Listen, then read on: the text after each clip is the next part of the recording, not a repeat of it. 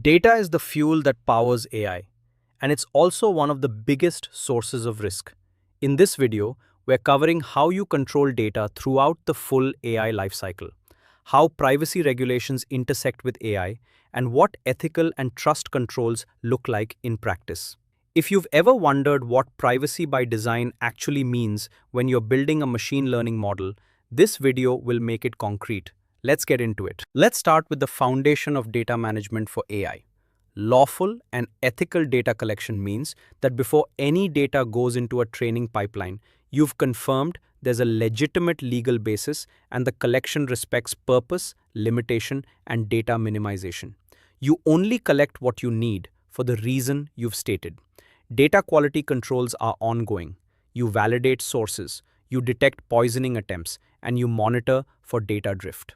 Bias identification has to happen before model training, not after, because bias baked into training data becomes bias baked into the model.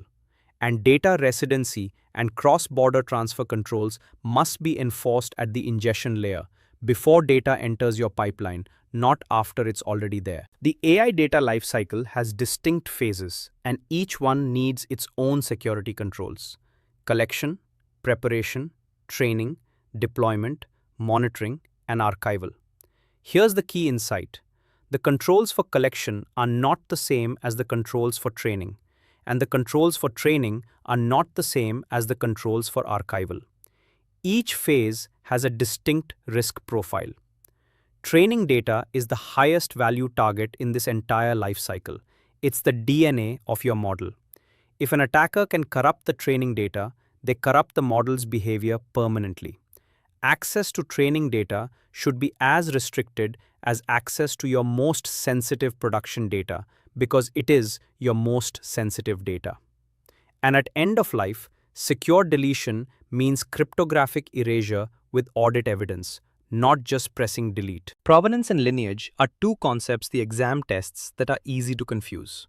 Provenance is about origin. Where did this data come from? Who collected it? Under what conditions? Was consent obtained? Lineage is about transformation. What happened to the data as it moved through the pipeline? How was it cleaned, filtered, combined, and transformed before it reached the model? Both matter because if your model is producing unexpected outputs, you need to be able to trace back through the data transformations to find the root cause. Hash verification at each pipeline stage ensures that data hasn't been modified without authorization. Any change to the data changes the hash, and that change triggers an alert. This is especially critical in automated pipelines where data transformations happen at scale and at speed. Data classification for AI follows the same tier structure you know from general information security: public, internal, confidential, restricted. But you need to apply it explicitly to AI datasets. Identifying personal data, IP encumbered data, and licensed datasets is especially important because each carries distinct legal obligations. Personal data triggers GDPR. IP encumbered data triggers licensing restrictions. Licensed data may come with contractual restrictions on how it can be used in AI training. Periodic inventory reconciliation ensures the register stays accurate as new data sources are added or existing ones are decommissioned. And control mapping is essential. Each classification tier should map to a defined set of security controls, so there's no ambiguity about what protection is required for each category of AI data. Privacy enhancing technologies, PETs, are the controls that let you use data for AI purposes while minimizing privacy risk. Data minimization is the first principle. Train your model on the least personal data necessary to achieve the objective. Anonymization and pseudonymization reduce re-identification risk in model outputs, but neither eliminates it entirely, especially for complex models trained on rich datasets. Differential privacy adds carefully calibrated statistical noise to protect individual records while preserving aggregate patterns. It's a mathematically provable privacy guarantee. And federated learning trains the model at the data source rather than centralizing raw data, your model learns from the data without the data ever leaving the device or the organization where it resides. Each of these reduces privacy risk, none of them eliminates it. The exam tests whether you understand the distinction. GDPR gives individuals rights over how their data is used, and AI creates new challenges in honoring those rights. The right of access means individuals can request an explanation of AI decisions made about them, which means your AI system needs to be capable of generating those explanations. The right to erasure, the right to be forgotten, is particularly challenging for AI because if personal data was used in training, it may be embedded in the model weights in ways that are extremely difficult to remove. The right to object means individuals can opt out of automated profiling under GDPR Article 22, which means your AI system needs a human review pathway. And data rectification means that if someone's data was inaccurate and influenced an AI decision, they have the right to have it corrected and the decision reconsidered. Designing AI systems to honor these rights is both a compliance requirement and a governance challenge. Explainability is not a nice to have for high-risk AI. It's a legal requirement under the EU AI Act and a practical necessity under GDPR Article 22. XAI techniques, explainable AI, make model decisions interpretable. LIME, local interpretable model agnostic explanations, and SHAP, Shapley additive explanations, are the two techniques most commonly referenced. What they do, at a practical level, is help you understand which features in the input data most influenced a specific output. When a loan is rejected by an AI, the applicant has a right to an explanation.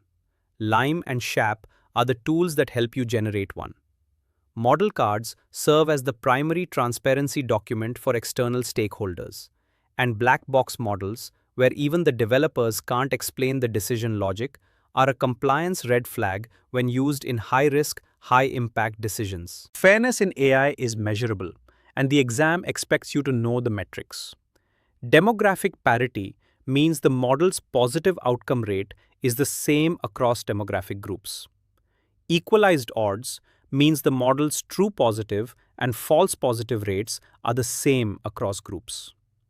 Predictive parity means the model's precision is the same across groups.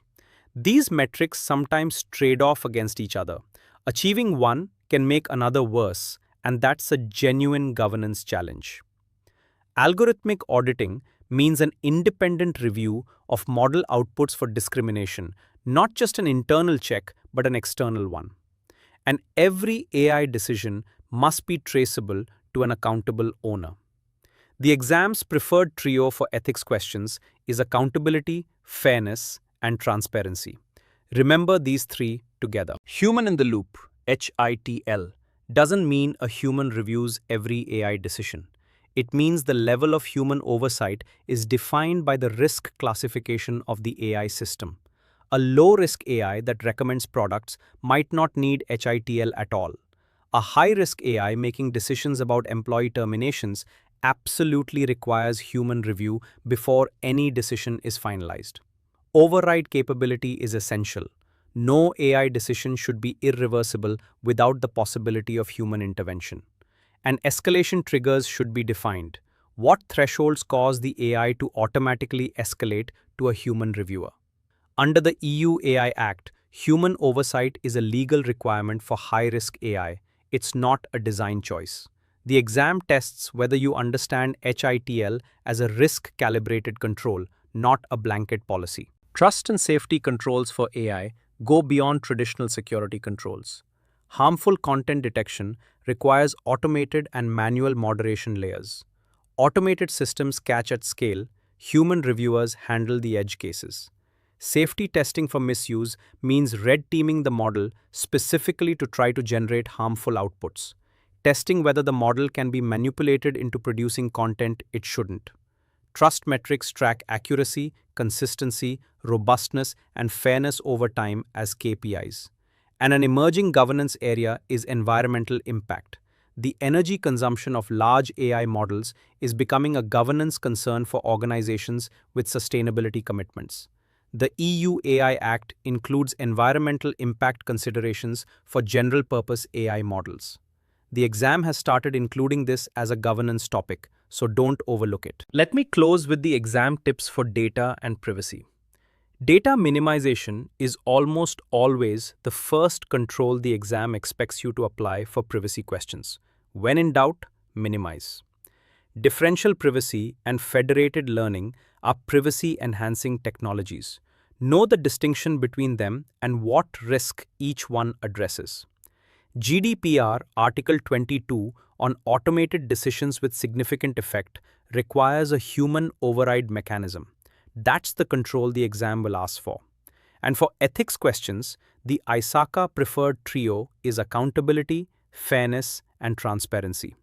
If you see a question about ethical AI controls and 3 of those 4 options involve these 3 concepts, you're probably looking at a multi-select or which is most important question. Keep the trio in mind.